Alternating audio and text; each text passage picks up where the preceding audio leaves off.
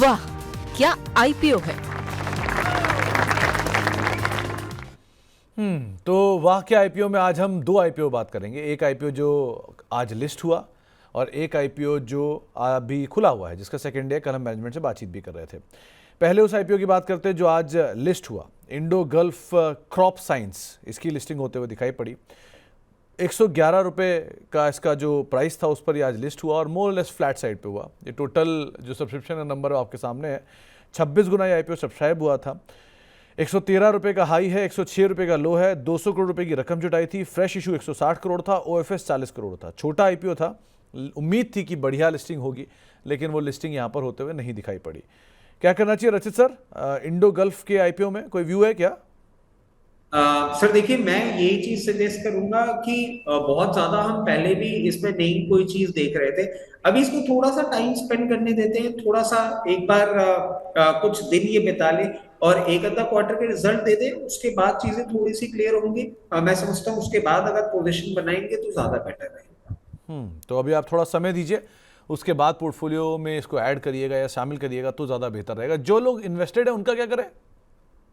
Sir जो लोग invested हैं वो आप चाहें, मतलब अब ये थोड़ा सा एक ट्रिकी सिचुएशन हो जाती है, क्योंकि सर हो सकता है अभी जिस तरीके से, क्योंकि बहुत ज्यादा डेटा तो नहीं है रीड करने के लिए, बट एक बार 94 तक के लेवल्स दिखा सकता है, तो मतलब उतना डाउन साइड अपने माइंडसेट में लेके चले और अभी बने रहे। एक बार आपने अगर आईपीओ पे अप्लाई किया ही था तो आपने कुछ सोच के ही अप्लाई किया था। अभी बने रहते हैं, अगर वो लेवल ब्रीच करता है तो फिर एक बार देखेंगे कि क्या हो सकता है। तो फिलहाल तो बने रहिए और अगर लेवल्स ब्रीच होते हैं तो इंपॉर्टेंट है, लेकिन अदरवाइज अभी थोड़ा समय दीजिए, 1-2 क्वार्टर दीजिए, उसके बाद एंटर करिएगा। अगले आईपीओ की तरफ रुख करते हैं। अगला आईपीओ है क्रिजैक का, जो कि आईपीओ खुला हुआ चल रहा है। अब तक के नंबर्स आपकी स्क्रीन पर ऑलरेडी आते हुए दिखाई पड़ेंगे। 2 से लेकर 4 जुलाई तक के बीच का खुला हुआ आईपीओ है और प्राइस बैंड 233 से लेकर 245 रुपये पर शेयर है। करीब 860 करोड़ रुपये जुटाने की योजना है। पूरा का पूरा ओएफएस है और करीब 9 जुलाई को लिस्टिंग होगी। एंकर इन्वेस्टर के जरिए 258 करोड़ रुपए इन्होंने रेस किए। सारे मार्की नेम्स एंकर इन्वेस्टर की बुक में आपको दिखाई पड़ेंगे और उसमें अगर कुछ नामों की बात किया तो सोसाइटी जनरल, पाइन ब्रिज, इनाम group, abacus group, ICICI prudential, Motilal Oswal, बंधन, एक्सिस, सबके नाम इसमें आए थे। इसके अलावा अगर कुछ ब्रोकरेज हाउस की बात की जाए जहाँ पर एक नंबर आता हुआ दिखाई पड़ा है, तो उसमें ज़्यादातर सभी ने ही इसमें सब्सक्राइब की राय दी है। इसमें केनरा ने अप्लाई, एसबीआई कैप ने अप्लाई, इसके अलावा चॉइस की तरफ से अप्लाई, वेंचुरा की तरफ से अप्लाई, बीपी वेल्थ ने अप्लाई की रेटिंग दी है और ज़्यादातर जो एक्सिस है उसने बस एक आपको नॉट रेटेड रखा है, लेकिन बाकी सबकी तरफ से अप्लाई साइड की रेटिंग आते हुए दिखाई पड़ी है। सब्सक्रिप्शन के नंबर भी मोर और लेस ठीक ठाक ही सब्सक्राइब है। ओवरऑल करीब करीब 2 गुना सब्सक्राइब हो चुका है।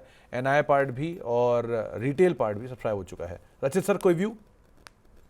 सर देखिए, वैसे कोई बहुत ज्यादा वैल्यूएशन कंफर्ट नहीं मिल रहा है और इनका जो बिजनेस मॉडल है ना वो अच्छा लगता है। मतलब आप अगर आज से 1 साल पहले बोलते तो मैं कहता कि वाह, बहुत ही अमेजिंग है। और ऐसा ये जो बिजनेस मॉडल है, क्योंकि ये बच्चों को बाहर भेजते हैं और बहुत सारी फॉरेन यूनिवर्सिटीज के साथ इनके टाई अप हैं और वो सारी चीजें।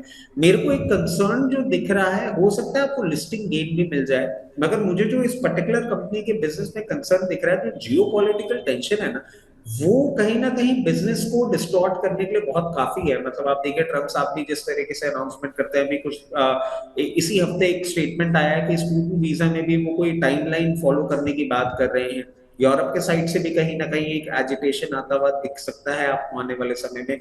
तो बस वो एक कंसर्न है। अदरवाइज वैल्यूएशन ठीक है, छोटा मोटा लिस्टिंग गेन आपको मिल सकता है और लॉन्ग टर्म के लिए अभी थोड़ा कहना सा मुश्किल होगा, क्योंकि डिस्टॉर्शन पूरे सिस्टम में एक बार जो देखने को मिल रहा है ना, जियो पॉलिटिकल डायरेक्शन, बस मुझे वो डरा है।